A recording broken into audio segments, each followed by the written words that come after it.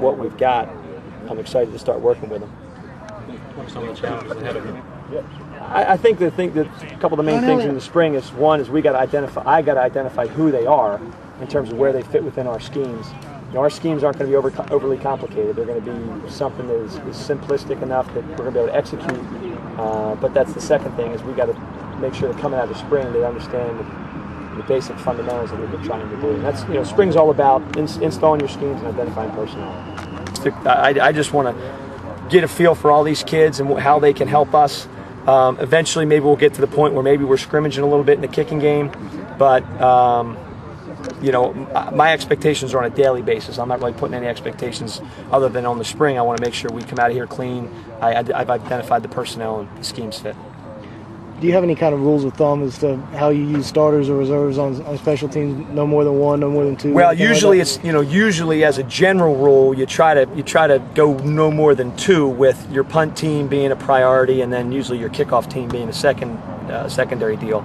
But our philosophy here, from what we've discussed since I've been here, is we're going to use the best players, but we're also going to be smart. We're going to play the ones that we think can help us win the football game in all areas of the deal. And I think we got enough depth that there's not going to be a situation where I'm going to have to use many guys on more than two phases in my initial evaluation of our personnel.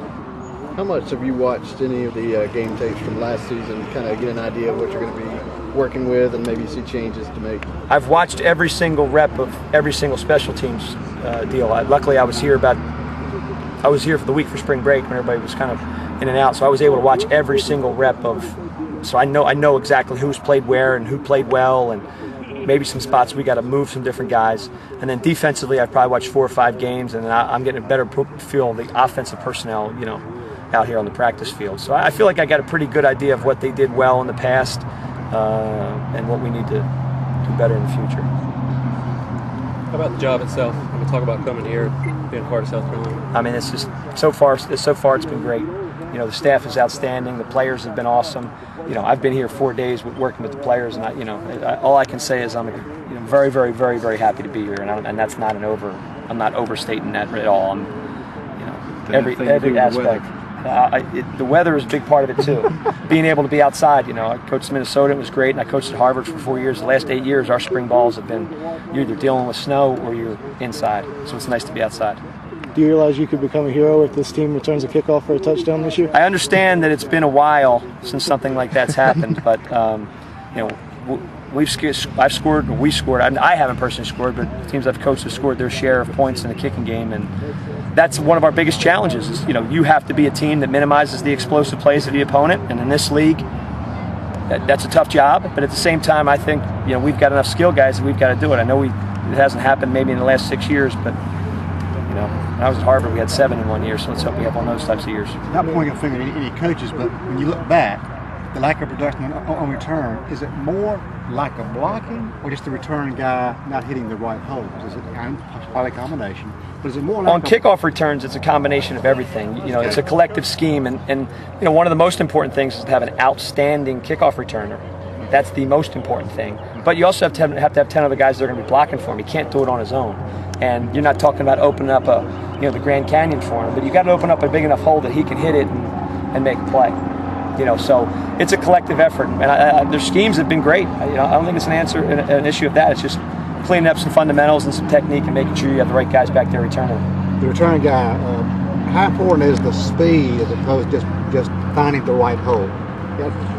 Well, the speed is the most important thing, and I'm not talking about speed in terms of is he fast, tracks fast. Is speed in that the fact he's going to hit the return when the return opens. The kickoff return is so much different than the punt return in that when you're 75% of the time when you're hitting a kickoff return, that thing ain't opening until you hit the hole. It's one of those deals. It's an elevator deal where you're going to run right through that wall, and just as soon as that thing you think you're going to crash in that wall, the door opens. And that's what a great kickoff return scheme is. It opens, he hits it, and it closes behind him. That's what it's all about. And so you got to find that guy that understands. And kickoff return, half of those times he's also going to get blasted. He's going to get hit hard by a guy that's unblocked. But the ones that do it are going to be the ones that hit creases and have big returns. So. I feel comfortable with the stuff we're going to do. It's going to be good. We just got to find the right couple guys. And again, I think we got plenty.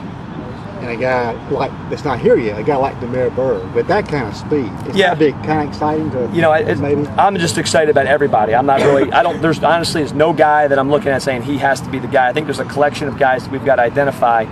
But having world-class speed like that kid does, is something that I'm excited to see where he fits. And back to blocking, is it just a matter of the guys buying in? It's a matter of buying in, but it really is also a matter of fundamentals. I mean, you're talking about a guy that's got to block somebody in 50 yards of space that can go left, could go right, and then also could run right over the top of you at maximum speed.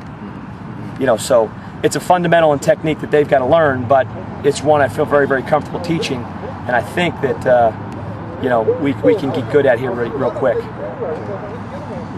Okay, guys.